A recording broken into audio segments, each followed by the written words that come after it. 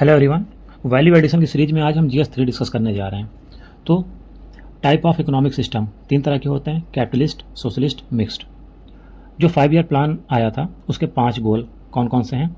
Equity, growth, modernisation, self reliance. जब country आज़ाद हुआ था तो उस समय इंडिया में 6 कोर एरिया थे इकोनॉमी से रिलेटेड। वो थे agriculture, occupational structure, infrastructure, foreign trade, demographic profile, industry.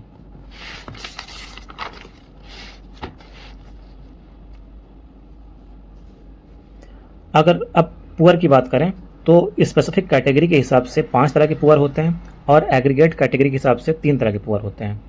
तो पावर्टी लाइन को अगर मद्देनजर रखें तो जो लोग पावर्टी लाइन के हमेशा नीचे रहते हैं वो ऑलवेज पुअर होते हैं।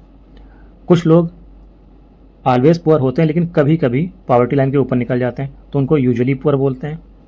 कुछ लोग कभी पुअर होते हैं और कभी पावर्टी लाइन के ऊपर रहते हैं, कभी पावर्टी लाइन के नीचे रहते हैं, तो इसको चर्निंग पुअर बोलते हैं। कुछ लोग ज़्यादातर पावर्टी लाइन के ऊपर रहते हैं लेकिन कभी कभी पावर्टी लाइन के नीचे आ जाते हैं, उनको ओकेजनली पुअर बोलते हैं। और कुछ लोग हमेशा पावर्टी लाइन के ऊपर ही रहते हैं, उनको नेवर पुअर बोलते हैं। तो ऑलवेज पुअर और यूजुअली पुअर को दोनों को एक साथ एग्रीगेट कैटेगरी में अगर देखें तो उनको क्रोनिक पुअर बोलते हैं। चर्निंग पुअर और ओकेजनली पुअर को अगर एग्रीगेट कैटेगरी के हिसाब से देखें तो इसको ट्रांजिएंट पुअर बोलते हैं। ओकेजनली पुअर और नेवर पुअर को अगर एग्रीगेट कैटेगरी के हिसाब से देखें तो इसको नॉन पुअर बोलते हैं। ह्यूमन कैपिटल फॉर्मेशन के सोर्स कौन कौन से हैं? एजुकेशन पर इन्वेस्ट करके, हेल्थ पर खर्चा करके, ऑन द जॉब ट्रेनिंग पर खर्चा करके, माइग्रेशन पर खर्चा करके। ह्यूमन डेवलपमेंट, ह्यूमन कैपिटल और ह्यूमन रिसोर्स में रिलेशन दिखाया गया है, इंपॉर्टेंट है, इसको देख लेना। रूरल डेवलपमेंट कैसे होता है? तो ह्यूमन रिसोर्स डेवलपमेंट करके, इंफ्रास्ट्रक्चर डेवलपमेंट करके, लैंड रिफॉर्म करके और पावर्टी एलिवेशन करके। तो ह्यूमन रिसोर्स डेवलपमेंट कैसे होता है? स्किल डेवलपमेंट करके, हेल्थ केयर पर खर्चा करके।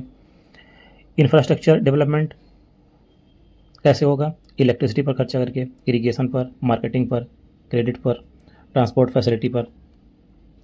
Major to improve marketing aspect, तो policy instrument, cooperative marketing, regulation of market, infrastructure facility.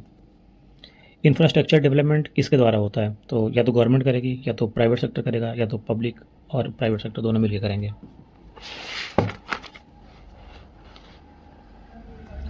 Infrastructure 2 तरह के होते हैं, सोशल इंफ्रास्ट्रक्चर और इकोनॉमिक इंफ्रास्ट्रक्चर। जो सोशल इंफ्रास्ट्रक्चर होता है उसके अंतर्गत एजुकेशन, हेल्थ, हाउसिंग ये सब आता है। और जो इकोनॉमिक इंफ्रास्ट्रक्चर होता है उसके अंतर्गत एनर्जी, ट्रांसपोर्टेशन, कम्युनिकेशन ये सब आता है।